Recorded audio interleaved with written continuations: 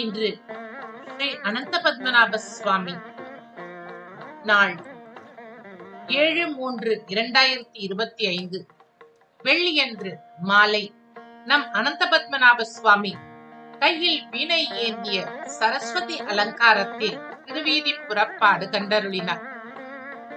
அழகான நாச்சியார் திருக்கோலம் என்று கொண்டாடப்படுகின்றது.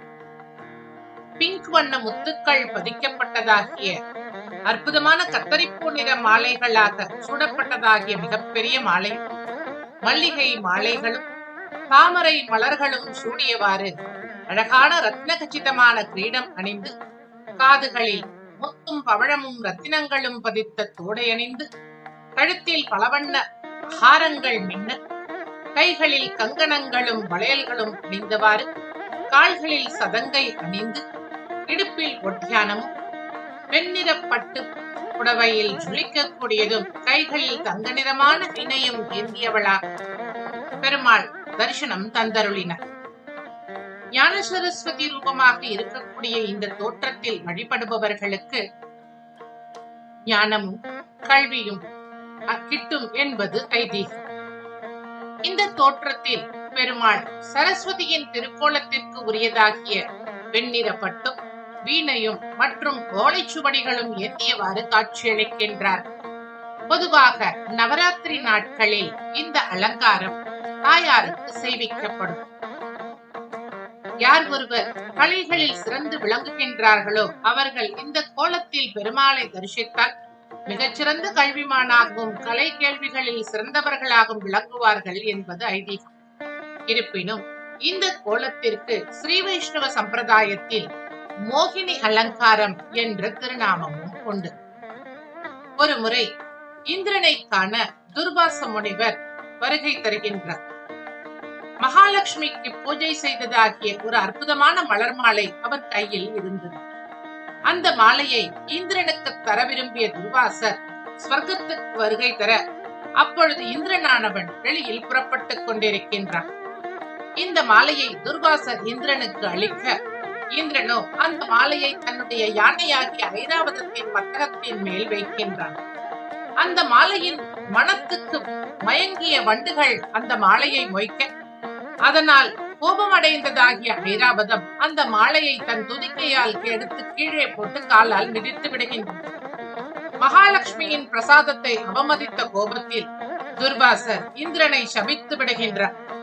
துர்வாசரின் சாபத்தால் தன் அத்தனை செல்வங்களையும் இழந்த இந்திரன் தன் சக்தி, ஆற்றல், ஒளி, வலிமை அனைத்தையும் இழக்க அசுரர்கள் போரிட்டு தேவலோகத்தை பிடித்துக் கொள்கின்றார்கள். தேவர்கள் பகவானை சரணடைய பார்க்கடலை கடைந்து இழந்த அனைத்தையும் பெறுவாயாக என்று விஷ்ணு பகவான் சொல்கின்றார். அவரின் சொல்படி அசுரர்களோடு ஒப்பந்தம் செய்து கொண்டு தேவர்கள் பார்க்கடலை கடைகின்றார்கள். பார்க்கடலில் இருந்து சுமார் 203 பொருட்கள் தோன்றுகின்றன. காமதேனு, கற்பக விருட்சம் முதலான அத்தனை பொருட்களும் தோன்ற தேவர்களும் அசுரர்களும் பிரித்துக் கொள்கின்றார்.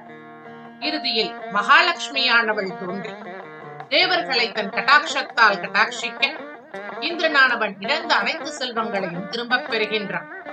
தன்வந்திரி பகவான் தோன்றி அமிர்தத்தை கொண்டு வருகின்றார். அசுரர்கள் அமிர்த கலசத்தை பிடுங்கிக் கொண்டு ஓட, தேவர்கள் செய்வதறியாது திகைக்க, பகவான் மோகினி ரூபம் கொண்டு அங்கே வருகின்றார்.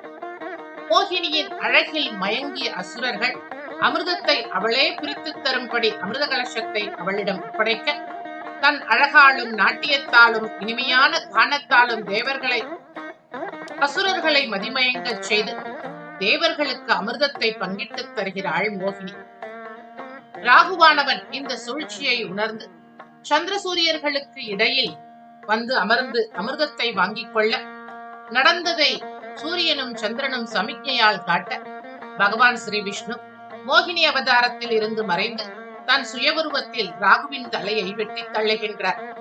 தாங்கள் ஏமாற்றப்பட்டதை உணர்ந்த அசுரர்கள் தேவர்களோடு போரிட, அமிர்தம் உண்டதாலும் மகாலட்சுமியினுடைய கட்டாட்சத்தாலும் தங்களுடைய வலிமையும் பலத்தையும் திரும்ப பெற்ற தேவர்கள் அசுரர்களை விரட்டி அடித்தனர். பகவான் பேரழகு பிஞ்சும் விதமாக தன் கைகளில் விண்ணை ஏந்தி அசுரர்களை மயக்கிய இந்த மோகினி அலங்காரத்தை தான் நாம் இப்பொழுது தரிசித்துக் கொண்டிருக்கின்றோம். நாம் பார்த்துக் கொண்டிருப்பது மன்னார்குடி ஸ்ரீவித்யா ராஜகோபால சுவாமி அவர்கள் மோகினி அலங்காரத்தில் காட்சியளித்ததும், சேரன்குளம் ஸ்ரீ வெங்கடாஜலபதி பெருமாளும் உடுப்பி ஸ்ரீ கிருஷ்ணனும் சுவாமி தேசிகனும் மோகினி அலங்காரத்தில் கையில் வீணையேந்தி வெண்பட்டு உடுத்தி அனைவருக்கும் சேவை சாதிக்கும் அந்த வைபவத்தை தான் கண்டு மகிழ்ந்து கொண்டிருக்கின்றோம். இத்தகைய ஒரு அற்புதமான திருக்கோலத்தில் நம்மை எல்லாம் ரட்சித்துக் கொண்டிருக்கும் ஸ்ரீ அனந்த பத்மநாப சுவாமி அவர்கள் வீதி புறப்பாடு கண்டருளியது நமக்கெல்லாம் அமிர்தம் போன்ற தவிட்டாத பாக்கியம் என்றும். மீண்டும் ஒரு தொகுப்போடு நாளை சந்திக்கின்றேன். ஓம் ஸ்ரீ அனந்த பத்மநாபன் திருவடிகளே சரணம்.